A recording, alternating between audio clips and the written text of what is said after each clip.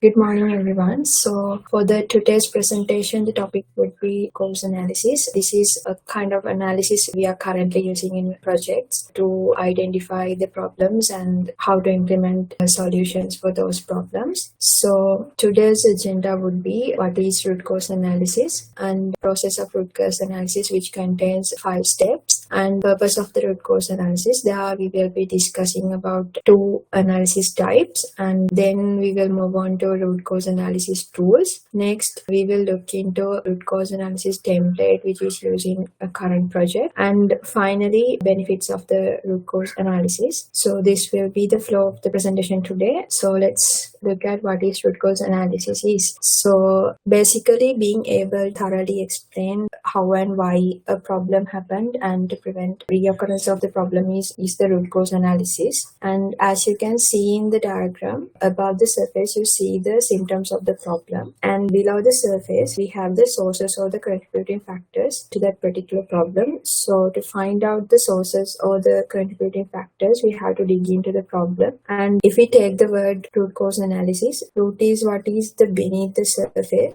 It's a combination of different factors, and we have to analyze and break down those factors into small components to find out the exact root cause for that particular problem. So next we will look into the process of root cause analysis. So this process of root cause analysis outlines the steps from the identifying the problem into implementing a solution. It basically has 5 steps, and in each step present a procedure to identify the problem and how to solve it. So in each step we have to ask the right question, either what happened, why happened, or what it can be done to prevent the reoccurrence of this problem. So it has these 5 steps. So the first step would be find the problem. So in here we will be considering what is happening and what are the characteristics of that problem. So the second step would be collect data. Here we will be discussing about the what evidence do we have for the problem, or for how long does the problem exist, and how does the problem affect the system. And the third step would be identify the possible cause. So here we will be considering where is the gap and how big it is, and what are the factors that led to this problem. And the fourth step would be identify the root cause of the problem,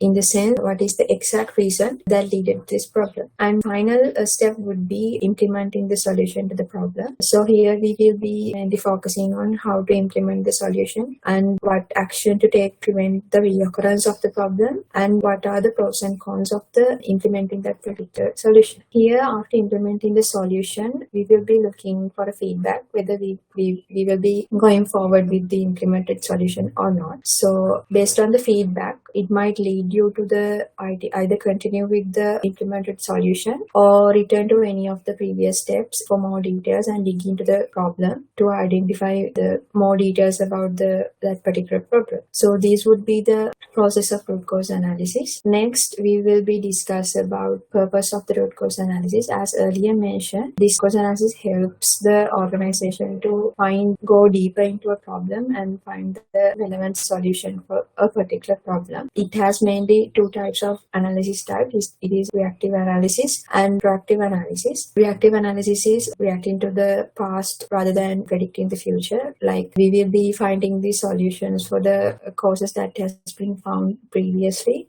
and we will be correcting those actions and implementing a solution to prevent a reoccurrence of that problem. And proactive analysis would be taking an active approach in order to prevent incidents from escalating, in the sense like we are predicting the problems that can be happening in the future, and we are taking possible actions to prevent those problems in the future.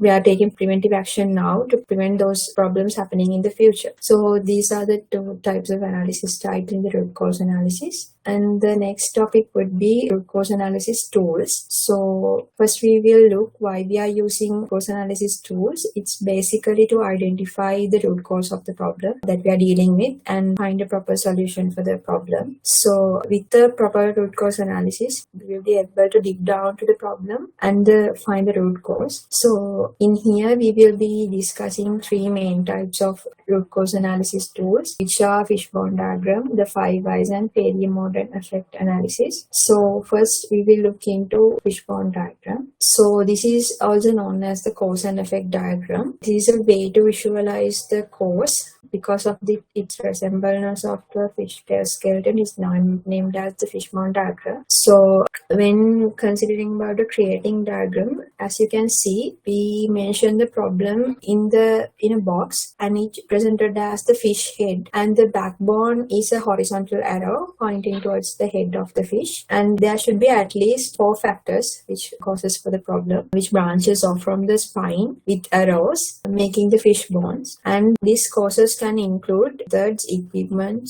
people, or even environmental factors. So these factors that branches off from their corresponding cause and continue the branching off process until the root cause of the problem is found, as that's shown in the diagram. So the main importance is of the Fishbone diagram would be it helps to find the weaknesses of a business process, and there are different type of instances where we can get use of the Fishbone diagram. As mentioned in this here, it's help to determine a problem's potential cause and to assist creating a solution that resolves concerns with what is already available on the market, and to prevent the reoccurring of the problems that we have found out, and to ensure that any corrective measures or implemented solution that would fix the problem.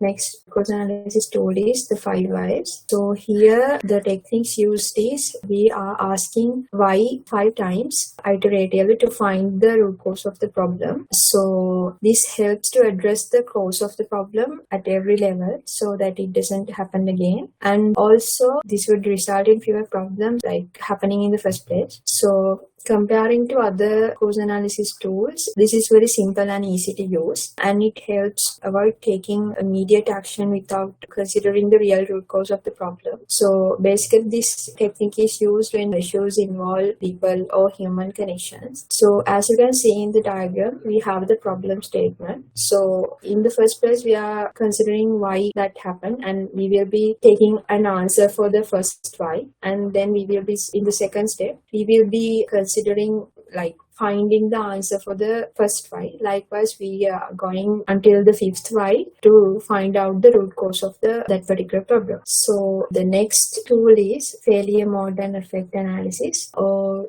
we'll call it as FMEA. This tool prompts the team to review, evaluate, and record things such as steps in that particular process, failure modes in the sense what could go wrong in the process, and failure causes in the sense why would that failure would happen, and next failure effects in the sense what would be the consequence of each failure. So this is designed to identify failure modes, prioritize, and then limit the failure modes from occurring again. So there are also instances where we can use failure mode and effect analysis. They are when a procedure or item or a service is created or revised, or then when a current procedure, item, or service is used in a different way, or prior to creating control strategies for a new or altered process. And next, when objectives are set for enhancing a current procedure, item, or a service. And the final point would be when examining shortcomings of current procedure, good, or a service. So this is the current template that used in a project. We are currently using this template for root cause analysis. When blocker or a showstopper is reported, we will be analyzing those issues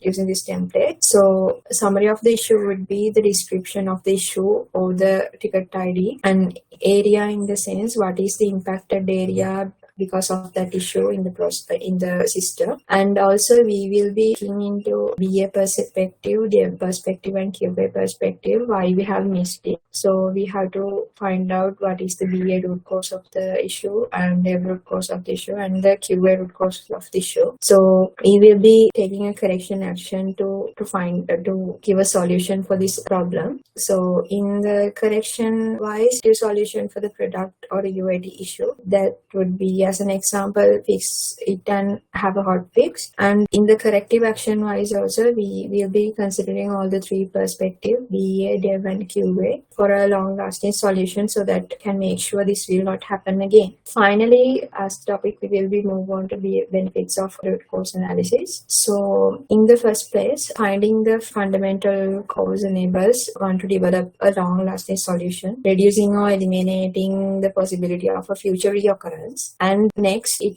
determined and discussed the importance of problem solving ways, the aid of information that is currently present after determining the primary source of it. And finally, we can determine both immediate and long-term demands for the system and the organization change. So these are basically the benefits of root cause analysis, which we can use in our projects. So that would be the end of the today's presentation. Thank you for joining all.